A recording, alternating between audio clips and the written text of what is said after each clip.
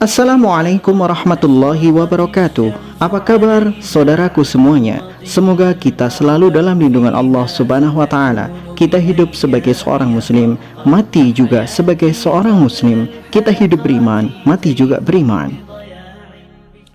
Dahulu di Madinah, di Masjid Nabawi, ada segolongan orang yang tinggal di teras Masjid Nabawi yang disebut sebagai Ahlus Sufah. Mereka tidak punya tempat tinggal dan tidak memiliki pekerjaan tetap, tetapi semangat menuntut ilmu dan ibadah mereka adalah yang terbaik. Salah satu dari mereka itu bernama Julaibib. Rasulullah SAW sangat menyukai Julaibib berdasarkan ketekunan dan kebaikannya. Julaibib sendiri adalah seorang berkulit hitam, bahkan lebih hitam dari Bilal bin Rabah. Kemudian perawakannya adalah pendek, dia tidak tinggi seperti orang-orang Arab. Nama aslinya pun hanya Julaibib tanpa bin. Hal itu tentu sangat aneh bagi orang-orang Arab saat itu yang selalu memakai bin setelah nama mereka, seperti Umar bin Khattab, Utsman bin Affan, atau Ali bin Abi Thalib. Julaibib, ya hanya Julaibib, hampir mirip dengan nama orang Jawa dulu, ya seperti Supono, Suparmin, Paijo, Paijan tanpa ada bin. Itulah Julaibib. Julaibib dikenal sebagai sahabat pemalu namun tekun dalam menuntut ilmu dan berislam. Suatu hari Rasulullah SAW menemui Julaibib yang saat itu tengah duduk beribadah di Masjid Nabawi. Sebenarnya Julaibib tengah menahan rasa lapar karena pada hari itu ia belum mendapatkan apapun untuk dimakan. Rasulullah SAW bertanya kepada Julaibib, "Wahai Julaibib, apakah kamu mau menikah?" Julaibib terdiam, tidak mampu menjawab pertanyaan Rasulullah. Wajar jika Julaibib terdiam, karena ia sama seperti pemuda-pemuda yang sepadan dengannya, dengan wajah yang pas-pasan dan kondisinya yang miskin. Siapakah yang sudi menikahkan putrinya dengan Julaibib? Rasulullah kemudian bertanya lagi kepada Julaibib, "Wahai Julaibib, apakah kamu mau menikah?" Julaibib kemudian menjawab, "Wahai Rasulullah, siapakah yang tidak ingin menikah dan hidup bahagia? Tetapi siapakah yang mau menikah denganku?" Julaibib menunduk malu. Rasulullah SAW kemudian mengajak Julaibib menuju rumah salah seorang sahabat dari kalangan Ansor yang kaya raya. Sesampainya di sana, Rasulullah menyampaikan niatnya kepada sahabat tersebut. Beliau berkata, "Wahai sahabatku, aku ingin meminang putrimu." Mendengar perkataan Rasulullah, sahabat itu tanpa pikir panjang langsung menjawab, "Aku setuju wahai Rasulullah." Rasulullah kemudian melanjutkan, "Tapi untuk Julaibib." Sahabat itu langsung kebingungan. Wah, Julaibib pikirnya bisa turun kasta jika ia menikahkan putrinya dengan Julaibib. Sahabat itu berkata, "Wahai Rasulullah, aku tanyakan dulu kepada istriku tentang hal ini, apakah dia setuju atau tidak." Sahabat itu langsung ke belakang menemui istrinya. Sementara itu Julaibib serasa mau pingsan. Detak jantungnya seperti tabuhan drum perang. Keringat dingin mengucur dari seluruh tubuhnya. Sementara itu di belakang, sahabat tadi berdiskusi dengan istrinya. "Wahai istriku, Rasulullah datang untuk melamar putrimu," kata sang suami. Sang istri menjawab, "Terima saja, aku tidak keberatan." "Tapi bukan untuk beliau, melainkan untuk Julaibib," kata sang suami. Mendengar nama Julaibib, sang istri berubah wajah. "Apa? Untuk Julaibib? Bagaimana nanti kata orang jika kita menikahkan putri kita dengan Julaibib?" "Aku tidak setuju," kata istrinya. Tanpa disengaja, putri mereka mendengar apa yang mereka diskusikan. Kemudian putri itu menjawab, "Wahai bapak dan ibuku, apakah kalian hendak menolak perintah Rasulullah? Tidakkah kalian tahu Rasulullah tidak akan membawa sesuatu kecuali itu pasti yang terbaik? Terima lamaran Rasulullah. Demi Allah, aku menerima Julaibib sebagai suamiku," tegas sang putri. Masya Allah, inilah wanita solehah. Dia tidak melihat seseorang pria dari tampilan fisiknya, apalagi harta bendanya. Mereka hanya melihat kebaikan dan kesolehan laki-laki yang melamarnya. Dan bagi kalian para laki-laki, jangan bermimpi mendapatkan wanita solehah hanya dengan berhayal dan melamun saja. Perbaiki diri kalian. Jangan berpikir bahwa semua wanita selalu melihat rupa dan harta. Jodoh tidak pernah tertukar. Kalau tertunda mungkin, kalau telat mungkin juga bisa jadi. Tetapi janji Allah itu jelas. Wanita yang baik untuk lelaki yang baik, wanita berzina bagi lelaki berzina. Sahabat tadi kemudian menemui Rasulullah dan Julaibib. Dengan wajah yang lebih tenang, beliau berkata, "Wahai Rasulullah, telah kami putuskan bahwa kami menerima lamaran Anda untuk Julaibib. Sekarang kami tunggu tanggal pernikahannya." Itu keputusan Julaibib. Mendengar jawaban sang bapak, Julaibib bagai ketiban durian 1 ton. Laparnya langsung hilang. Ia seperti bermimpi antara percaya atau tidak. Maka menangislah Julaibib di pelukan Rasulullah SAW, manusia paling ia cintai di dunia ini.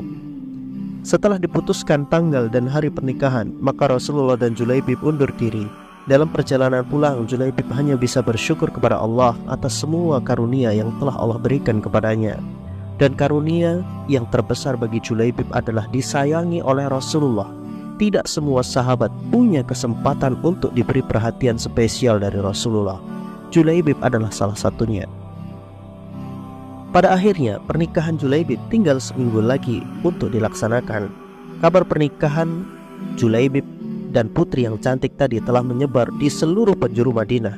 Sebagian besar orang-orang Madinah memuji akhlak sang putri yang telah menerima lamaran Julaibib sebagai bukti keimanan di dalam hatinya, yang kemudian membuat perilakunya menjadi wanita yang sangat solehah. Rasulullah pun sampai-sampai mendoakan kepada wanita solehah itu dengan doa beliau, "Ya Allah, limpahkanlah kebaikan atasnya dalam kemudahan hidup yang penuh berkah. Jangan kau buat hidupnya susah dan payah." Semakin mendekati hari pernikahan, Julaibib semakin bingung. Ia telah berusaha keras untuk mengumpulkan uang, namun ternyata uang yang ia kumpulkan bahkan tidak cukup untuk makan dirinya sendiri selama 2 hari. Di sela-sela kebingungannya itu, Rasulullah SAW kembali datang membantu Julaibib. Rasulullah SAW menawarkan kepada para sahabat-sahabatnya untuk membantu permasalahan Julaibib. Dengan ringan tangan para sahabat menyumbangkan uang mereka untuk Julaibib sehingga terkumpul lebih dari 100 dinar, dan itu cukup baginya untuk membeli mahar dan pakaian pengantin. Ketika Julaibib hendak belanja keperluan pernikahannya, tersiar kabar bahwa Rasulullah telah menyiapkan pasukan untuk menghadapi kafir Quraisy di medan Uhud.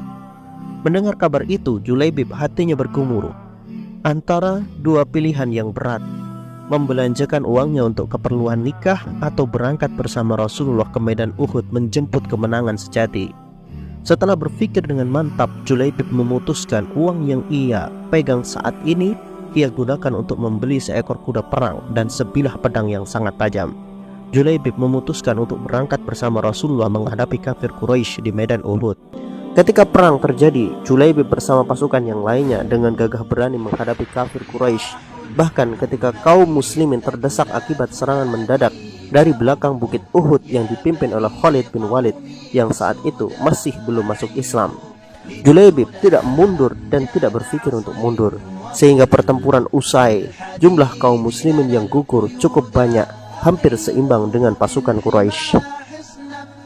Di saat itulah Rasulullah SAW dengan wajah yang sangat cemas, beliau bertanya kepada para sahabatnya, "Apakah kalian kehilangan orang?" tanya Rasulullah. Para sahabat menjawab, "Tidak wahai Rasulullah, kami telah menemukan saudara-saudara kami." Rasulullah berkata, "Sungguh aku telah kehilangan seorang Julaibib. Carilah ia sekarang." Rasulullah SAW benar-benar cemas dengan seorang Julaibib. Tiba-tiba salah satu seorang sahabat berteriak, "Julaibib ada di sini wahai Rasulullah." Rasulullah segera menuju tempat itu, dan beliau dapati tubuh Julaibib tertelungkup penuh dengan luka, tusukan, dan tebasan pedang. Di sekelilingnya ada 7 mayat orang-orang kafir Quraisy yang diduga mati di tangan Julaibib. Rasulullah berkata, Julaibib membunuh 7 orang ini sendirian, dan ia juga terbunuh oleh mereka. Rasulullah mengangkat kepala Julaibib dan menyandarkannya di tangan beliau. Binar-binar mata Rasulullah menunjukkan bahwa beliau benar-benar sangat mengasihi Julaibib. Sampai-sampai Rasulullah berkata, "Aku ada di dalam hatinya, dan dia ada di dalam hatiku," kata Rasulullah SAW. Dan beliau mengulangi kata-kata itu sampai 7 kali. Masya Allah, lihatlah seorang Julaibib, orang yang sangat biasa, bahkan tidak terkenal namanya, tetapi Rasulullah sangat peduli dengannya. Rasulullah tidak melihat rupa Julaibib, tidak pula melihat warna kulitnya. Di mata Rasulullah, kemuliaan seseorang ada pada hatinya. Pada perang Uhud itu Rasulullah Shallallahu Alaihi Wasallam kehilangan dua orang yang sangat spesial di hati beliau, Hamzah pamannya sendiri dan seorang yang datang dari tempat yang jauh, dialah Julaibib. Pasti Anda bertanya bagaimana kabar calon istri Julaibib. Dikisahkan bahwa semua orang akhirnya memahami betapa spesialnya seorang Julaibib. Meskipun Julaibib tidak tampan dan tidak kaya, namun Rasulullah sangat mengistimewakannya. Wanita yang menerima lamaran Julaibib adalah wanita paling beruntung di dunia dan di akhirat. Meskipun pada akhirnya ia tidak menikah dengan Julaibib, wanita itu akhirnya mendapatkan suami yang soleh dan hidupnya dipenuhi dengan keberkahan sesuai dengan doa Rasulullah Sallallahu Alaihi Wasallam untuknya. Wallahu a'lam bishawab.